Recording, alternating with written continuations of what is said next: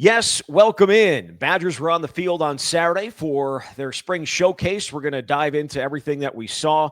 Got a ton of overreaction or no questions sent in as part of our Twitter questions. Looking forward to those. I'm going to start with, I have one myself that I'll start with, but then we'll get to all of yours and just touch on a bunch of other things. However, we do need to start, though, with Jesse and the breaking news around Jesse that this week, The Athletic, not this week, but recently, The Athletic decided to go away from covering Wisconsin athletics full time. So you had some decisions to make, and you've made a decision. Yeah, I have. I want to be, I can't share everything in terms of what's next right now, but I want to be as transparent as I can because I really didn't like the fact that I completely disappeared for a couple weeks and didn't have a platform to write on. And I know that there were people who subscribed to The Athletic for the Badgers coverage and were wondering what the hell was going on. So this is what happened. This goes back to Friday, April 4th. I showed up for my annual review with The Athletic via video on the computer and thought we'd be talking about the last year and how it went and what the next year would look like. And I was surprised to learn that Wisconsin had decided to, as they called it, close the Wisconsin beat. Now, that's the same day that The Athletic informed our Penn State writer that they were closing the Penn State beat and moving on from someone who I think is an incredible beat reporter for a team that just reached the college football playoff and has a chance to win a national championship next year. So if you're not going to cover a team like that, then there are other teams that you're probably not going to cover as well. And for me, I was presented with a job opportunity at the company, and I had to decide whether this is something that I wanted to do. And the job opportunity was what they called being a roving beat reporter. And that meant that we would convene maybe in August and pick 3 or 4 teams that they considered to be hot or buzzy potentially that would get a lot of reader interest. And then I would go cover those teams. I would go to those campuses, try to network, West Virginia, Texas, whoever it may be, kind of like what Indiana did last year, where they came out of nowhere and became a college football playoff team and a national story. And took me some time to think about what I wanted to do. I just had no interest in doing that. I've invested 14 years of my life into covering Wisconsin. I've put everything I had into it to be the best person I could be. And I just wasn't ready to leave it. I love this too much and love doing the show with you, Zach. I love interacting with Badgers fans. And I just love what I've been able to do in the niche that I've carved out. So I declined that opportunity. And I assure you, I'm going to be staying in this market. I'm just not in a position right now to publicly share what that is, but I hope to be able to share that soon. And the last thing that I would say about this whole situation is just, I'm so disappointed in what The Athletic has become from a college football coverage standpoint. And I think anybody who signed on when I joined 7 years ago has seen the changes. It's a different vision these days. When it initially started, it was let's hire some of the top beat reporters on the top teams in the country. And at that time, it was certainly much more of a startup with 2 co-founders using venture capital money. And I think 6 years ago, we had roughly 30 team beat reporters. And you certainly could make the case that it would not be financially feasible long-term to have that many beat reporters. And over time, several were cut. But I would also say right now, The Athletic has 4 people who are employed full-time strictly to cover a beat, and perhaps a dozen national reporters. And I will say, I think everybody who's on staff that writes there is tremendous. They're there for a reason. I just don't understand the direction of it. But obviously those decisions are made above my head, and they've decided to move on from Wisconsin. So that's where things stand. Again, it was a really difficult decision because I'd like to think, the pitch to come to The Athletic was to do the best work of your career. And I felt like I did that. I think I squeezed everything I possibly could out of my 7 years at The Athletic. I sort of knew this day would come given the direction things were headed the last couple of years. But I'm bummed that it has to end this way, and I'm really disappointed. But I'm also extremely excited to keep covering Wisconsin in this market and to keep doing this show because I want to be here for a long, long time. This place really matters to me.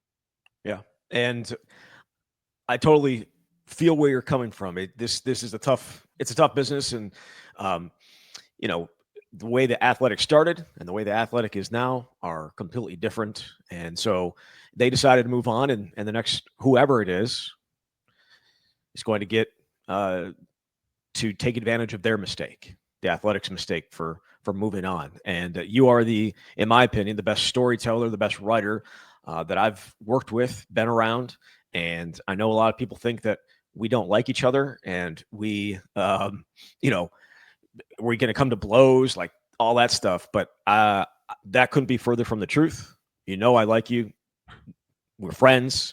And I am excited that you're going to be sticking around, being able to do this with me, and the camp and the swing and everything else that we've done going to continue on. And I look forward to you being able to make that announcement of where you're going to end up. But I can't lie. I was a little selfish, and that hoping that you were going to end up taking something that was going to keep you here, because I love doing the show with you. And I know, just based on the reaction on Twitter from your announcement, how many people came and gave you a ton of love, a ton of deserved love. And I feel like the Athletic lost quite a few subscribers, especially from the state of Wisconsin this past week. Yeah, I mean, look, it's not rocket science. There are harder jobs out there, but I will say that this has been not something they necessarily teach you in journalism school about how difficult this business is. This is 4 outlets now that have moved on from me, and in the last decade plus 2, I've gotten laid off from. The third folded completely, and I joined the Athletic about a week before they announced they were folding. And obviously now the Athletic is ceasing to cover Wisconsin. So that's just the way it is. And you have to hope that if you do the best job you can, other people will notice, and maybe you can stick around in a market even when it's really challenging. And so I do feel fortunate to be able to continue on here and keep telling good stories that matter to people at Wisconsin and the people who love the Badgers. Yeah. Again, as I said, I think it's very, very clear how important you are to the fans of this team and the way that you cover it. So I know we're all very, very glad that you're going to be sticking around in your new capacity when you have an opportunity to announce that, which, as you said, hopefully soon. All right. Do we want to jump into what we saw on Saturday? Let's do it. Let's talk some football, please. All right, let's do it. Wisconsin on the field for the spring showcase on Saturday.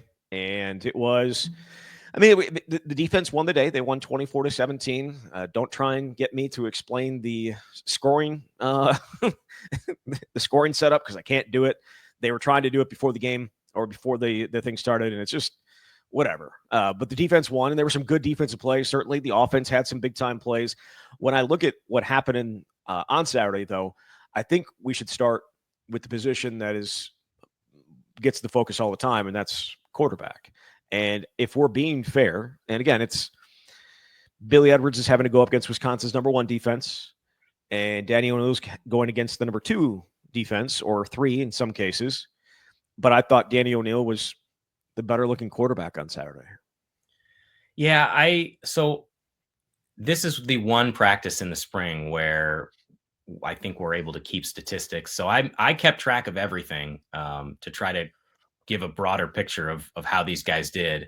I don't know that either one of them was a true standout necessarily. And you're right, going against the 2s is a big difference from the 1s. But I'm just going to pull it up here so I can let's see what the stats were. I had, and these are unofficial, Billy Edwards completing 9 of 16 passes during the scrimmage for 65 yards. And then Danny O'Neill completed 6 of 11 passes for 91 yards. Now, he had a huge hitter. There was a 42-yard pass, a great throw, a great catch from Joseph Griffin Jr., someone we really have not spent a ton of time talking about because obviously he came in last year and wasn't eligible to play and kind of had to work his way up the depth chart. But we know that when a play breaks down, what separates Danny O'Neill is the way he can gain yardage. The tricky part, and I did not even bother keeping these stats, are sacks and how they were kept or how they weren't kept, because you could have a guy who tagged a quarterback 7 yards behind the line of scrimmage and they marked it as a 2-yard gain or a 2-yard loss. It didn't necessarily make sense. So I don't know if either one was amazing, but certainly you saw some of that playmaking ability a little more out of O'Neill. Well, again, you're right. Of the 2, I was saying, I thought obviously that Danny O'Neill was more impressive. Certainly the big play to Joseph Griffin stands out. He may have pushed off. But the other thing that stood out was this play where he was rolling to his left, and it looked like he was going to have to just pull the ball down and take off. And instead, he popped back up and drilled one right to Emmett Bork for a first down to keep a drive alive. That to me is a great play by a young guy, and I really thought he was just going to take off and run because that's what he normally would do in that situation. We've seen it a ton this spring. So that to me, though, that stood out. Again, you're right. The passing game overall would not be something that I would say was amazing. And the pass protection is also certainly still something in work and a work in progress. But those are a couple places that stood out for me. That's why I said I thought Danny O'Neil was the more impressive of the two. Yeah, I think that's fair. And again, it's just one practice out of 15. You certainly have some where you say Billy Edwards is doing a really nice job. Other ones where he'd want some throws back, including this week, which I'm sure we'll discuss. Oof. But since we're coming off the spring showcase, it's the thing that's most top of mind. I do think overall the offense, especially early, was really able to move the ball effectively. Now, that's because we saw some ground game activity that's got to be encouraging, which we can also talk about. But yeah, I mean, quarterback play, frankly, it's been uneven this spring, and that's the thing that's going to separate Wisconsin if it wants to have a chance in some of these big time matchups. And you have to be better, but this is also a learning time for all these guys. Billy Edwards, I think, has done everything possible from a leadership standpoint. Everybody talks about that. We can see it in the way that he either communicates with his teammates or talks to us, but you also have to be able to consistently execute on the field. And that's a piece that's going to have to continue to evolve as we get closer to the season. Yeah. Wisconsin was without some key pieces, and they're going to be without a key piece, obviously, in Kevin Haywood for the rest of the year. But Darian Dupree also did not play as he deals with an injury. So those are two big players of the offense that we didn't necessarily get to see. But I do think the left tackle spot is something that we absolutely have to talk about because they lose Kevin Haywood, and I know we talked about that in the last episode, but they've gone out to try and replace him with the transfer portal. And Joe Cotton was a guy that number one tackle left on the in the market. He ends up going to Cincinnati instead of Wisconsin. Was supposed to visit Wisconsin. That didn't happen. They're clearly in the market for some help there. Leighton Nelson was the starter or has been with the one since Kevin Haywood went down, but we got to see for the first time this spring Joe Huber pop out to left tackle yesterday in the showcase. Yes. What did I say? Joe Huber. What did I say? Oh, yeah. Joe, Joe Brunner pop out to left tackle from his left guard spot. And it came right after. Well, he was in there for a minute, and then they moved. Then Nelson went back in, and then Nelson got beat, and they popped him back out there and moved some guys around. Kerry Kadenko, moving over to left guard, and you got to see a little more Emerson Mandel at right guard.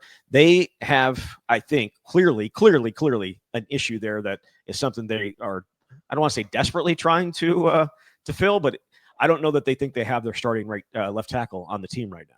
I'd say desperately trying to fill is a reasonable answer right now. The problem is there are a lot of other people who want top level tackles.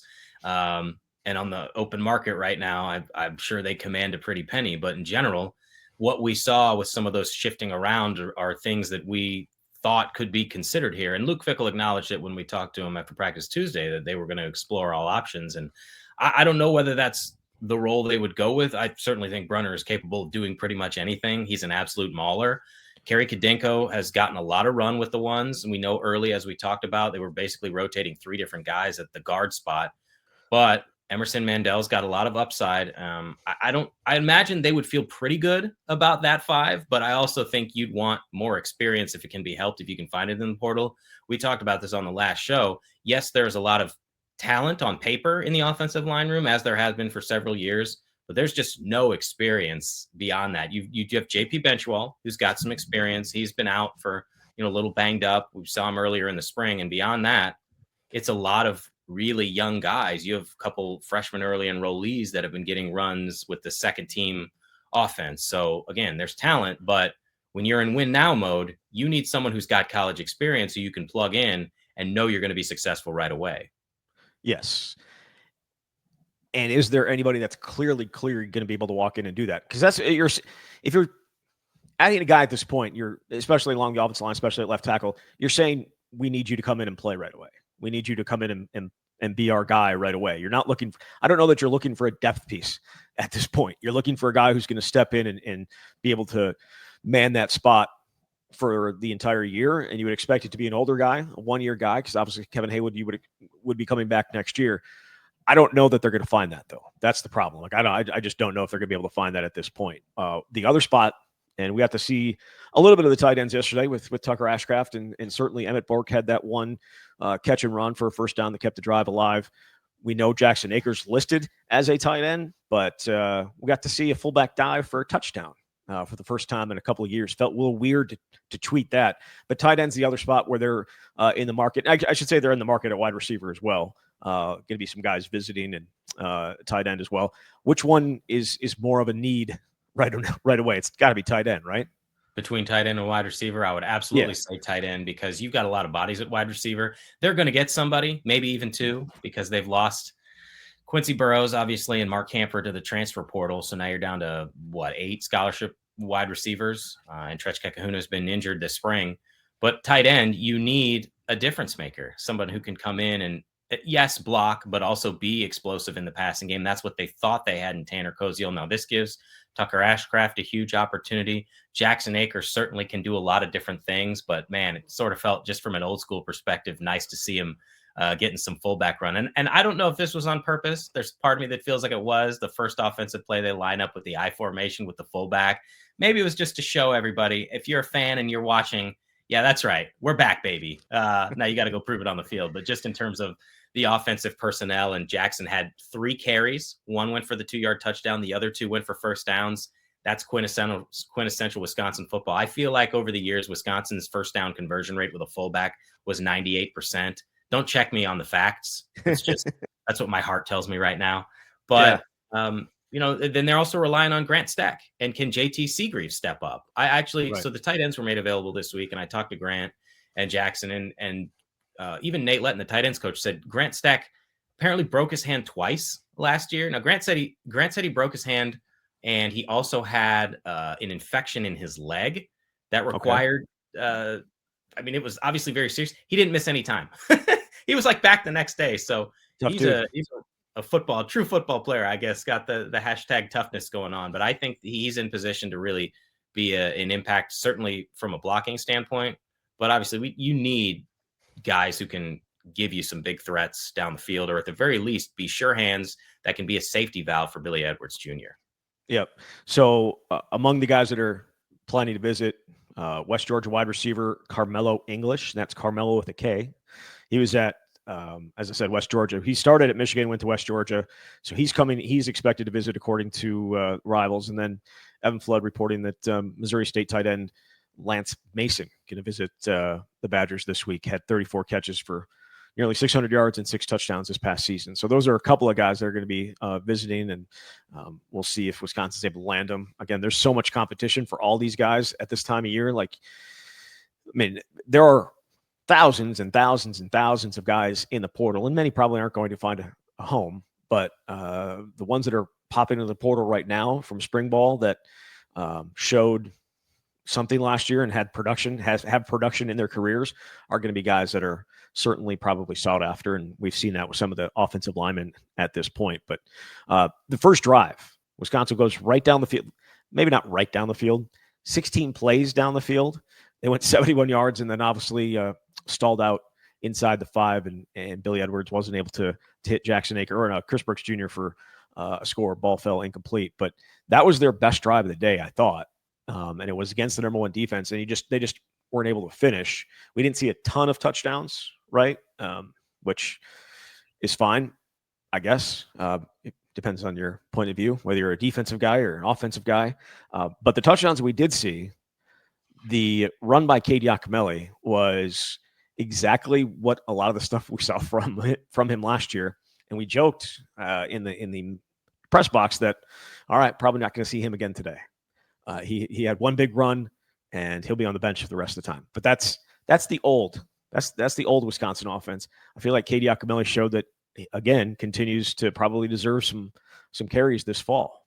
Yep. And again, the running back rotation was much different than what it would be during the season because Darian Dupree did not participate. I talked to Darian this week, and we saw when he went down, it was a non-contact situation in the indoor practice facility. He said it was a hamstring, but that it wasn't serious and that he would be back soon.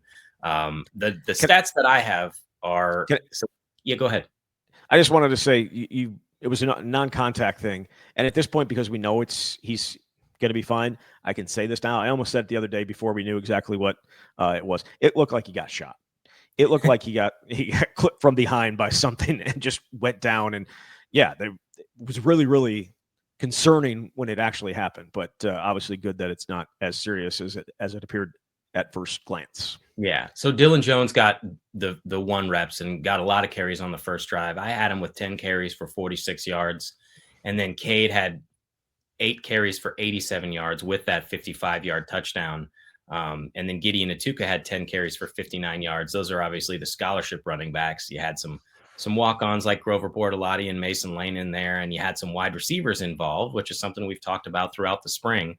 But I do think there's a role for Cade this year. It's just hard really to still even know what it is, because if you have Darian and Dylan healthy, those are clearly your top 2 guys. But it would make no sense if they went 5 games without giving Cade Giacomelli a carry as they did a year ago. And, Cade was also made available this week to reporters, and we talked to him. And of course, the storyline there is, why are you still here? What made you decide to stay? Because in December, what we were talking about. Who's most likely in your mind to leave? And I think we both agreed, like, Cade Giacomelli, given what happened and what's possible for him, you'd think he'd pursue a different opportunity. And as we've said before, you never know what's going on inside somebody's head. But for him, he talked about how hard it would be for him to leave this place. He also needed not necessarily assurances about what his role was going to be, but they made it clear how much he was respected and valued, and that he'd have a huge leadership role. Now, he did say that they told him this was his year. And I have to say, I don't necessarily know what that means. I followed up and said, what does that mean? Or what did they say you needed to do to give yourself a realistic chance? And it's a lot of very running back specific things. Certainly, they all consider him to be one of the team leaders. Dylan Jones said, we consider him to be the captain of our running back room, which makes a lot of sense because the other 3 scholarship guys are in their second year and Cade's been here for 4 years. He deserves to have a role. It's just hard to say exactly what that is when you're banking on the young talent you have in Dupree and Jones. Yeah, it's tough, but I thought we don't always get to see in the spring because they're not tackling right during most practices. And yesterday gave us an opportunity to see what they can do when they're able to break tackles and keep going. And I think the run game is certainly much further along than the passing game at this point.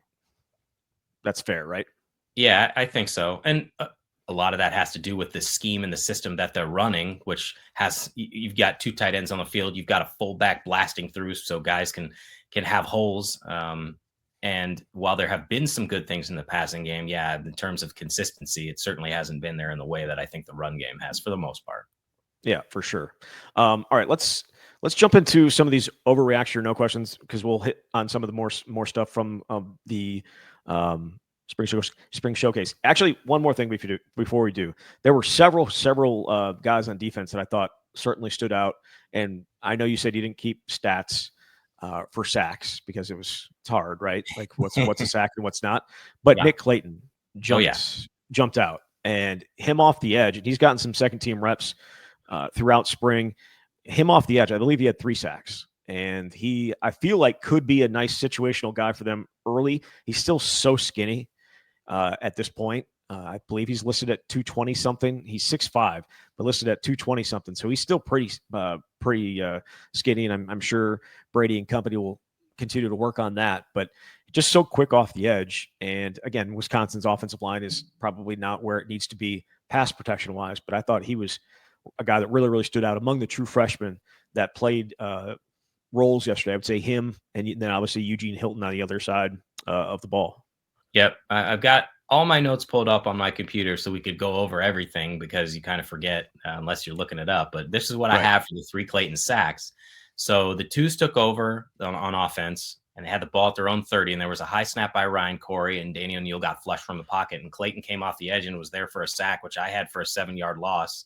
And then the next sack came, there was a 2nd and 3 where the 2 offense had the ball at its own 32. I think it was later in the drive, but he got O'Neill again for a 3-yard loss. The 3rd one, Clayton was in the backfield, and this was against the ones, and Edwards kind of stepped up in the pocket, and Clayton came from behind him and got him. it either went for no gain or a short loss, which would have been a sack. But yeah, I mean, he absolutely stood out most among the true freshmen. And of course, Eugene Hilton Jr. continues to make plays. He had a couple of catches, a couple of first downs. We've seen that all spring. So I don't know that Clayton is necessarily ready right now, but you do see what the future could hold for someone like that with the explosiveness off the edge. So this is going to be a major throwback for people. It's a name that a lot of people probably have forgotten, but he reminds me of a guy like Jamal Cooper. And Jamal Cooper was a 6'4", listed at like 205 or 210 when he arrived in 2000. I think it was 4, and had a fantastic first step to get off the ball. And he was tough to get his hands on because he had long arms, just like Clayton does. And he just had that really, really quick first step. And so in 2004, he was essentially like the third or fourth defensive end behind Erasmus James and some of those guys in the 2004 defense, which was a fantastic, fantastic group. But he kind of reminds me of him. Now, hopefully his career does not go like Jamal Cooper's, because Jamal Cooper got suspended a couple of times for academic stuff and then got kicked off the team in 2000, I think it was 7, the fall of 2007. Something that happened at practice that there's long time rumors that he showed up to practice having maybe 1 or 2 drinks that probably that he shouldn't have had. But either way, he is now a coach, and I think obviously he's turned his life into the positive. But this guy reminds me, Nick Clayton kind of reminds me of him just because of the size and the speed and maybe the little skinniness early on in his career. But I mean, they need pass rush from somewhere. And if Nick Clayton's able to give them something, I think you'll see him on the field. Yeah, it's possible. I mean, look, we talked about this before as well. The body types they have coming off the edge are so different, where you have a couple 297, 300-pound guys, but those guys can also put their hand in the ground, and you can utilize some faster edge players. They have a lot of pieces there, and that's one thing we've definitely seen throughout the spring is how many guys have been rotating. But this is, to me, Clayton has had a couple flashing moments, but not quite like this on a stage like that, where you're truly going live reps in front of people. Yeah. All right. Let's jump into a little overreaction or no. And we'll start with this one from Drew. He says, overreaction or no, the amount of interceptions seen across all quarterbacks is concerning. And the reason I'm asking this question now is because what we saw on Thursday, and we'll get to Thursday, but is that an overreaction or no? I think it's an overreaction for the totality of these practices. The problem is I can think of 2 practices where collectively the quarterbacks had at least 5 interceptions in a practice. It's not all coming from one guy, but when you consider how many passes are being thrown and how many different things they're trying that perhaps they've never tried before, something you have to keep in mind when you watch these practices. If they were only going live and every other drive there was a pick by the 1s or the 2s, I'd have more concern. But when you do see those interceptions, that's what leads me to say, well, you can't shoot yourself in the foot, and you've got to be more consistent to give this offense a chance. And yes, that Thursday practice was probably one of the least impressive I've ever seen in recent years by the offense collectively. That doesn't mean they're a bad offense, but it was a bad practice. It was a very tough day. If we're being fair, it was a very tough day for the offense. Defense had quite the afternoon, it's quite the morning. Preston Zachman, Catalano. There was a lot of guys making a lot of plays on the defensive side. And again, all the interceptions were not created equal. Some of them were tip passes and that type of stuff. But yeah, a couple of I would not put that in the greatest offensive performance of all time. That category, probably not. Agreed? Probably not. All right. Overreaction or no. Timmer says, overreaction or no, there's no reason to recruit anyone that isn't a 5-star day 1 starter or diehard lifelong Badger fan. Decent players that need to sit the bench for a year or 2 seem guaranteed to transfer. Target those players a year later in the portal, not out of high school. Is that an overreaction or no? I completely understand where this question is coming from, and I will say it's an overreaction. This is a staff that's going to continue to recruit high school players somewhere in that 20 to 24 player range. Yeah, you're in an era now where people are more likely than ever to leave if they don't play within the first 2 years. We saw it in that 2023 recruiting class with all those guys who came in. Granted, some of them had committed before Luke Fickell got there, but still, some of those, as we've talked about, were fickle guys. You look at some of the top rated players, especially defensive backs, Jonas Duclona, Amari Snowden, Braden Moore, and they're all out of here. But I think you also have to look at it like, what if you hit on some of those guys? If they leave, you can go in and try and replace them. And yeah, they don't have the institutional knowledge of 1 or 2 years here, but they might have the knowledge of being at a different college program. I don't think you can go all in exclusively on the portal, but we also have to be real about this. Every major program in the country is looking at the smaller schools as a farm system, because maybe Wisconsin doesn't recruit some of these guys out of high school. If they go to the FCS or if they go to the MAC, someplace like that, and they excel for a year or two, well, they're going to be firmly on the radar of Wisconsin and a lot of these other programs. So you have to look at the variety of ways in which you need to construct a roster, and the portal will continue to be a huge thing. And you're going to continue to lose a bunch of dudes to the portal. Having said that, you still need to try and recruit your own people and hope that you're able to develop them and hope that they can make enough progress that they can get on the field, because yeah, they might leave, but they also might not be good enough after a couple of years, which I don't think is the worst thing in the world, because it means you somehow ended up with better players. Yeah, I would agree. I know we talked about this last time. They're going to continue to add the 20 to 25 guys. It's just what's going to happen. It was, though, jarring. Jarring might be a little strong. It was very noticeable how many guys did not have their name on the back of their jersey yesterday because they were using jerseys from last year. 30 plus guys without their name. And for those of a certain age, that's how it used to always be. They didn't actually, it was like a reward to get your name put on the back of your jersey back in the day. That was like Alvarez is like, if you make a bowl game, we'll put your name on the back of your jersey. And so the Rose Bowl was the first time, at least under Alvarez, that they had their names on the back of their jerseys, that 1994 Rose Bowl. And then I don't think they ended up putting them on full time. I think it was either 1997 or 98, because it was Ron Dane and they wanted Ron Dane's name out there as much as possible. And it's obviously marketing wise, it makes a lot of sense. But yesterday felt like it was 1991 or 1992 again, with how many guys running around out there without the names on the back of their jerseys. But that's college football right now, and that's certainly not going to change. You know what I like to say? It's the scene. It's one of my favorite scenes from Major League, where they're looking at the roster and they say, "Who are these bleeping guys?" I feel that way at the first spring practice every year, because there's like 30 plus new guys, and then by the time you learn them all, then you don't see them for 3 or 4 months. So you got to relearn it in August, or they transfer. Overreaction or no? This is just an absolute shot at Braden Locke, but we're going to do it anyways. Overreaction or no? The team would have been better with Carter Smith at quarterback last year than Braden Locke. I'm going to say that's an overreaction, and that's not about Carter's skill set, but there hasn't been a true freshman quarterback that started at Wisconsin in 34 years. There's a reason for that, even if we are in a little bit different era. I think Carter, I want to see more of him in practice. And he only threw 3 passes, and one of them went an interception. I think it went into double coverage. This is in the spring showcase, and it was a great pick. But the arm talent and the mobility are really exciting. Having said that, I don't know if they would have been set up for success to have last year he would have been a senior in high school, so I think it would have made even less sense. And would have had like his shoulder, he couldn't really throw it. By the playoffs too, right? Yes. But some would say Braden Locke couldn't really throw it either. So there's 13 touchdowns, 10 picks on paper. They've had worse. Sucks. On paper, sucks. This is why I love you. You get on the soapbox and you just stay there. You were about to say, you're like, I've seen worse. Yes, you've watched Wisconsin football for quite some time. But yes, Braden Locke against teams that actually have a pulse.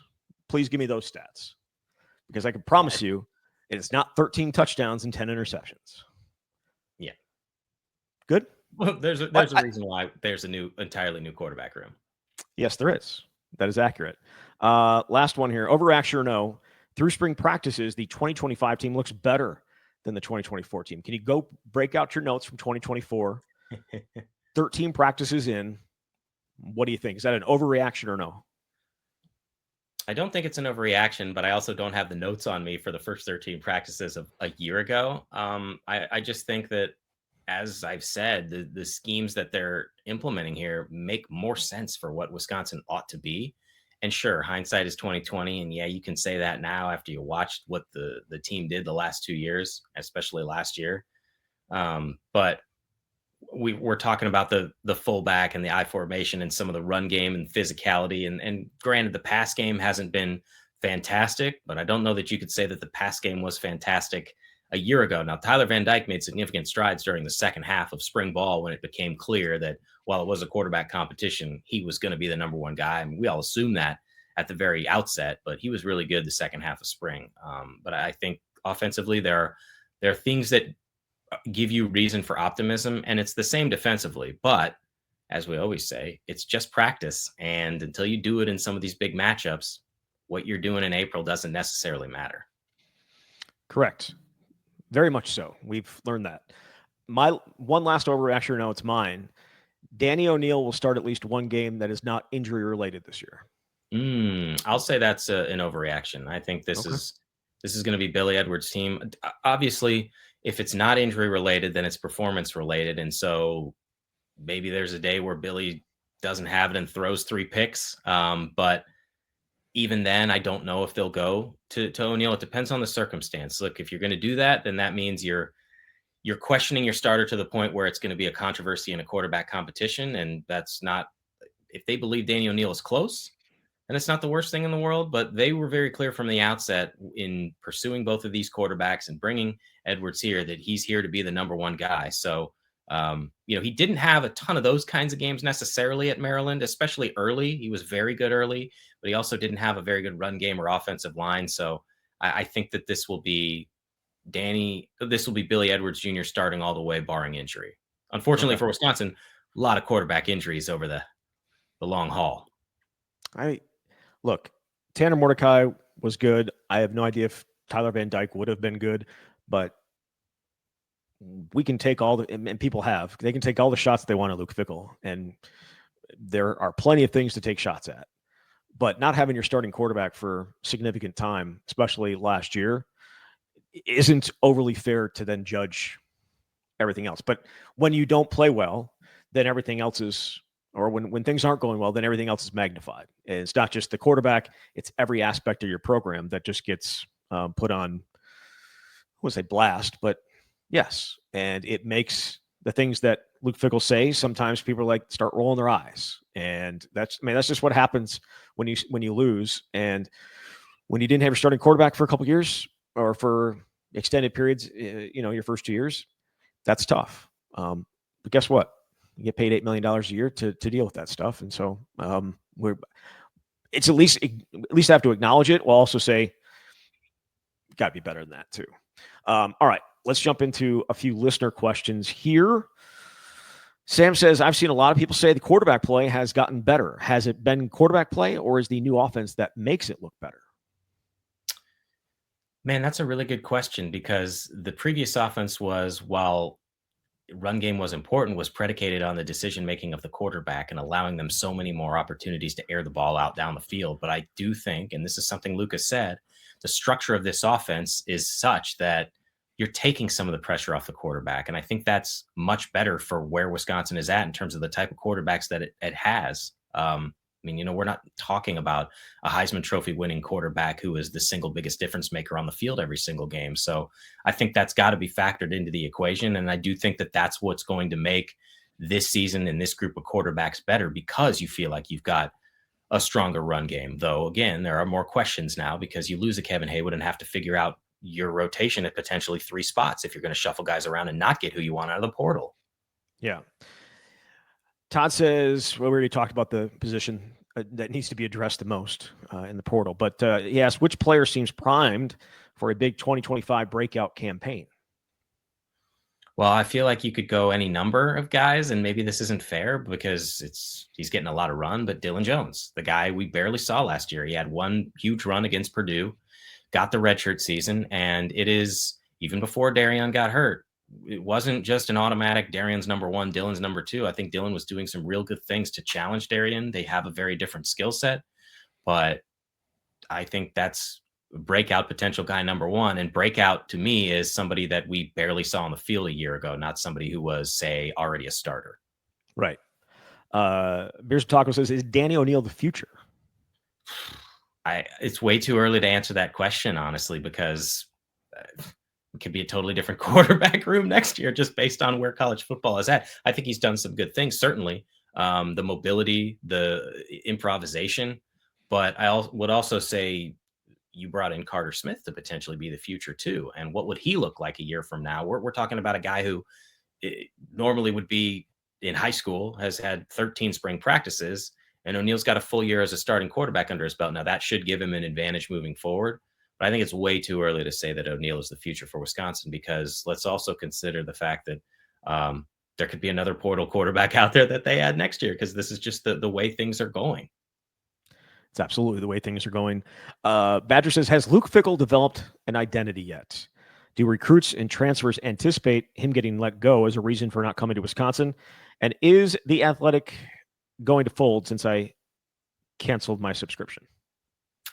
No, The Athletic is not going to fold as far as I'm aware. I believe that the wing of The Athletic has been profitable since the third quarter of last year, which was a goal for a decade plus, which I think stymies me as well about some of these decisions, but that's a conversation for another day.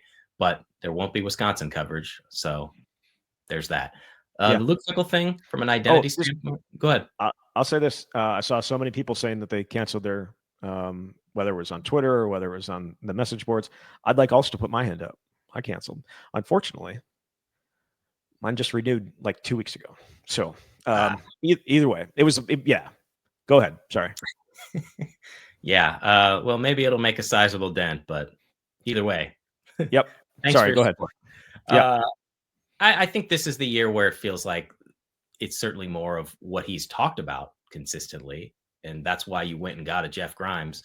Do I think people are staying away because they're concerned about him getting fired?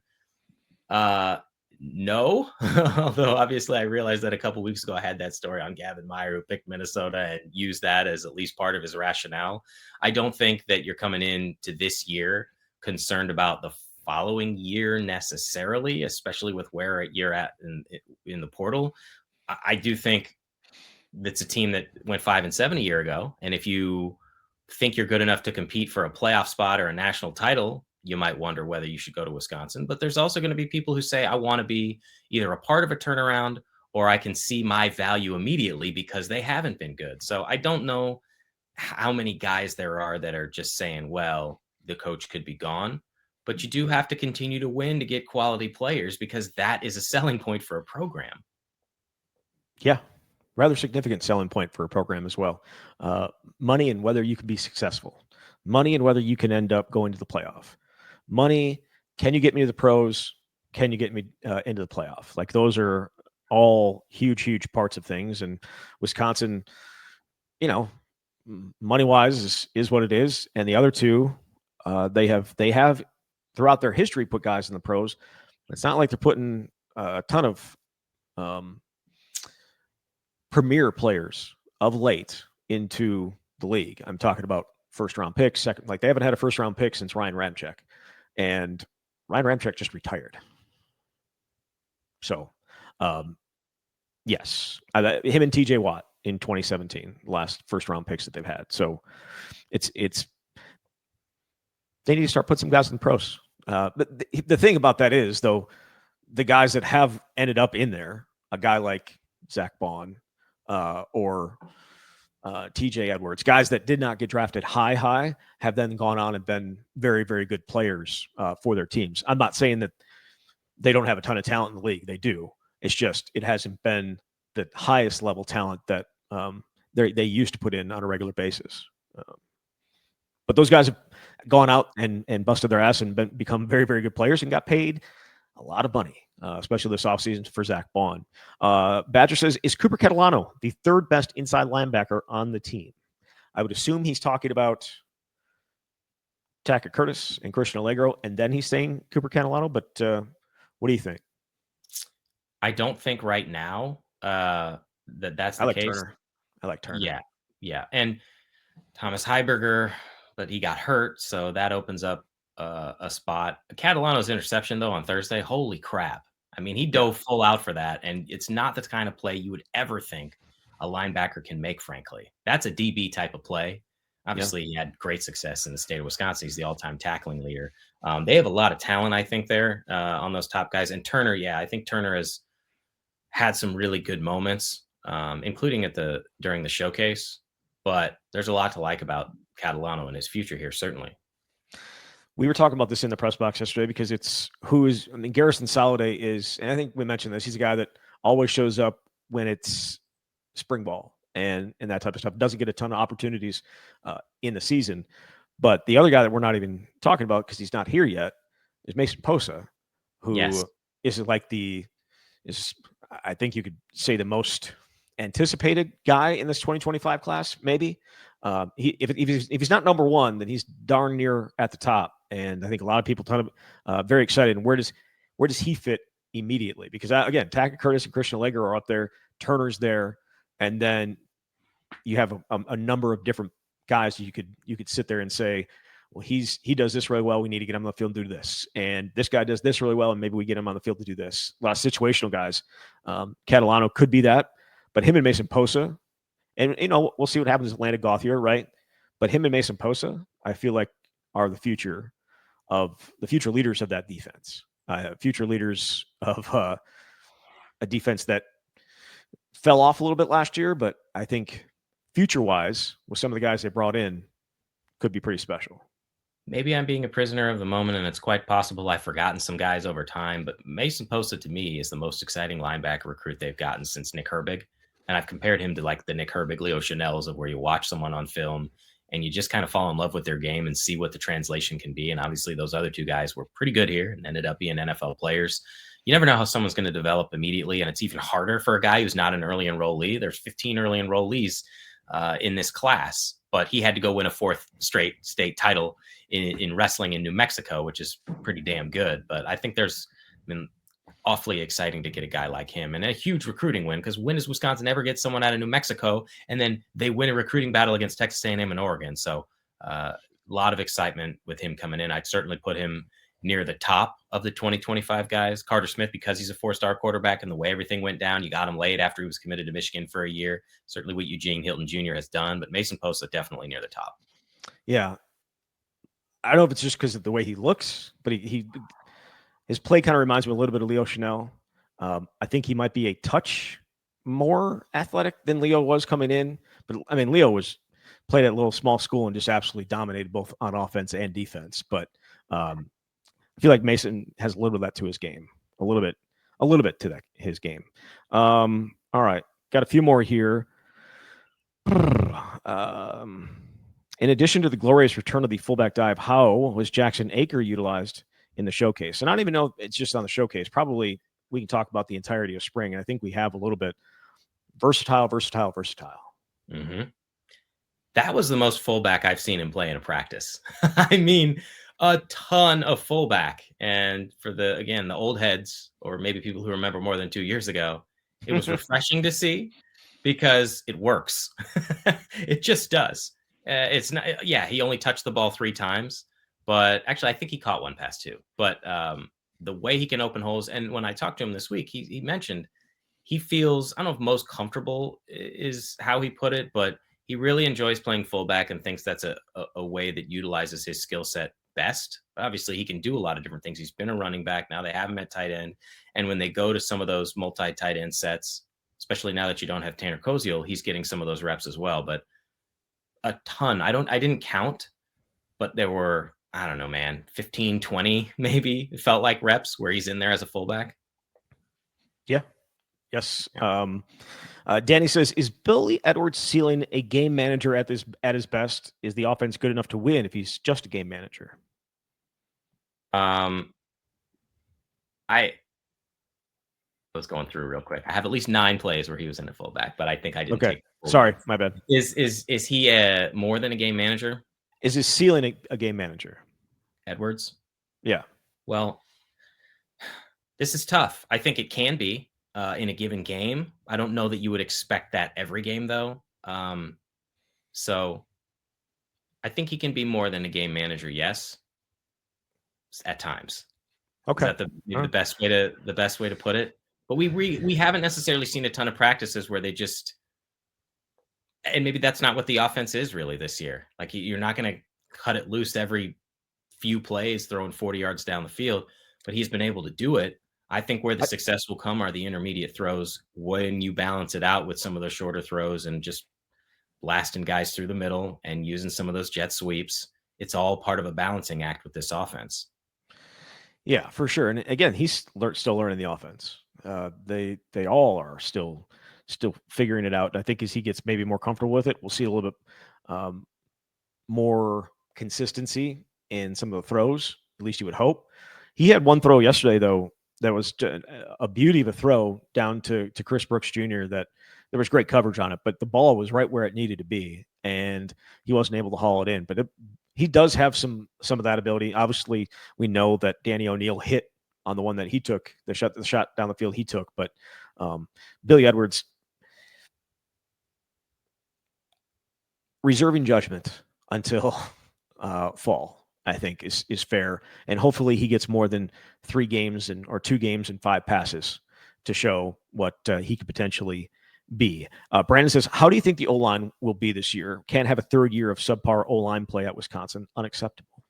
Such a hard one to answer in this very moment because we don't know what it's going to look like if they get a portal guy and plug him in and tackle.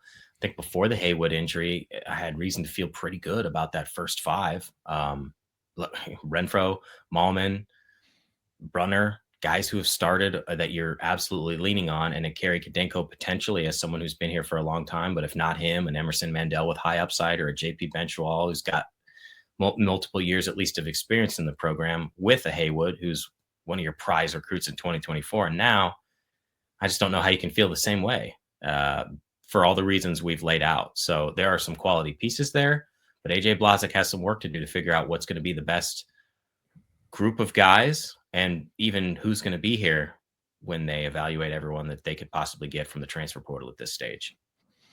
All right, a couple more.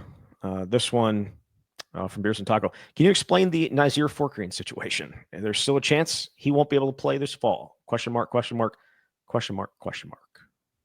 You might be able to explain this better, but I think there is still a chance, right? Because the NCAA, oh, there absolutely is. Yeah, the there NCAA absolutely is. has not letting it slide by. Right. They have. So the court order allowed him to the district court in Wisconsin. The judge said for a variety of reasons, but he was given was it an injunction or what was it? And the rationale wasn't even the argument that was made on Nazir's behalf was, well, the 2021 year he played in 11 games, but it was really only the equivalent in terms of snap count of about 3 games. And he was dealing with the passing of his father over the previous summer. And the ruling wasn't about that as much as it was about the arbitrary nature of how the NCAA makes determinations on who can get another year. So that allowed it to be its own separate entity and not be precedent setting as it relates to future cases exactly like this. But yeah, you can take it from here about what has happened since then. Well, yeah. So that was the ruling. And then I believe the next day, the NCAA appealed it and it sent it to a higher circuit court where a judge will decide whether they affirm or whether they disagree and reverse that decision and then the injunction would be lifted and then he would not be able to play. It's really up to the NCAA has filed their brief about what they believe is at stake here. I believe Nazir's lawyers have another week, maybe 2 to file their brief on it, and then potentially would have to go to more court arguments in late May. And this could just keep on getting pushed back and pushed back and pushed back, and we'll see. But the injunction is what's allowing him right now to play. And if the next judge lifts it, well, then he's not going to be able to play, barring a successful appeal of that. I feel like you can keep on appealing and appealing and appealing, and we'll see if that's what the NCAA does if they were to lose in circuit court here. But yeah, right now it's up in the air. I know Luke Fickell doesn't really want to talk about it very much, but I mean, he essentially, Colton asked him about it like maybe the third day of spring, and he goes, I don't even know what you're talking about. We're full steam ahead, and I know a lot of people have taken some issue with that, and I have no problem with that. I feel like he was not, or I think some people's problem with it was because he was not planning for any other thing to happen, right? Like it's Nazir or nothing. And I don't know that that's what he was talking about. I think he was referencing how Nazir is thinking about it, right? Like he needs to think about it. He doesn't need to think about it. Just play. Let everything else off the field take care of itself. Just play football. I think Wisconsin, for their part, based on what they did in the portal, they went out and got guys. And so are they ready? Are they at Nazir's level? No. And there's a reason they want him back. But I don't know that they just said, well, whatever. If it's either him or nothing. And I don't know that that's what they did. Yeah, I talked to Nazir when this initially happened, and he said that Wisconsin approached him initially about pursuing another year and seeing whether this was possible. So they very clearly value him, and we've seen certainly last season, but throughout this spring. Why? Because he's a clear-cut starter, and if Wisconsin has that cornerback group next year, you got to feel awfully good about the combination of Nazir and Ricardo Hallman. Having said that, the staff also has to be smart about what's possible if it doesn't work out. I took Luke's comments to mean that he didn't, I don't know if it was so much about how Nazir needs to think as much as Luke not wanting, as the head coach, to even create the possibility that Nazir may not be there, because he was like, no, like he's gonna, like, I don't know if he just wanted to speak it into existence. I took it more as, I'm gonna shut down any possible conversation about this not being what happens moving forward, because if I start talking about it, then other players, Nazir, whoever else, may listen to it, and then you're thinking about that. So it is in part probably about Nazir, but I think it's just in general about the front you trying to present here to everybody publicly about how you want to discuss something like this. Okay. If you say so. Either way, you didn't want to talk about it. I mean, right. That's what it is. Yes. And again, this is not going to be something that's going to be decided before spring ball is over. If he keeps on getting pushed back, I mean, he's obviously going to miss a year if he doesn't get to play, because he's going to miss not just college. He's not going to go be able to. There's no way to then play in the NFL and get into a team until next spring, when he would get drafted, when the draft would come around again. And by that time, he's gonna be like 24. And so there's a lot at stake here for him to play this year. And it's not just play, but it's also make some money as well. I would assume he would get that no matter what, but who knows? That is uncertain. But if I'm being honest, I think he does. I think he does play for them this year. Right? I feel like there are judges. Judges don't always want to overturn that type of stuff. I guess it depends what kind of judge you get. But his situation is very unique compared to some of the other people that are trying this. And we've seen a lot of other people get denied. Nazir right now is one guy that's on the field. So you'd like to think the circumstances would play in his favor, though we know that these things are not always the most kind to the players. But given that he got the injunction and therefore didn't enter the NFL draft, and the draft will have taken place, you're SOL if they're gonna then overturn it. So maybe that plays a role. But for Wisconsin fans, and certainly for Nazir, the hope will be that he'll be here in this coming season, because that makes the secondary a hell of a lot better. Yeah, I like that. I like the starting corners. I like what we saw from Latimer yesterday in the slot, and coming up and laying the wood a few times. And then certainly Preston Zachman and Austin Brown. I like the five. And then there are some other guys that we've seen make some plays, whether it was some of the young guys yesterday, some of the true freshmen yesterday. Kairos Gaines, I got to say, Kairos Gaines, I don't know whether he's going to get run this year, but that's the first time I really saw him stand out and you go, oh, wow, like that was a real late ad for them. But yeah, they've got so many guys, because Agard and Hill have been the guys generally running with the twos on the outside. They got a lot of options. Gaines and Harper. And yeah, I mean, there are options, but you'd prefer those options to play them when want to get them some time as opposed to having to throw them into the fire if Nazir is not able to go. So, but hey, we'll see how it all plays out. Last one here, Buffy Badger. Just tell Jesse I love him. Thank you. I love all of you too. Thank you so much for the support. I don't want to get sappy here, but like the amount of like positivity flowing from that announcement is really overwhelming and makes me realize why this is a special place and why I want to keep covering Wisconsin. Gotta love it. Gotta love it. Badgers have 2 more practices here in the spring. We'll come back after the second one and break down exactly what we saw in the spring and look ahead to the portal and where things go this offseason as the Badgers finish up spring ball. Jesse, thank you very much. Thanks, Zach. All right, there he is. Jesse Temple. You've been listening to The Camp.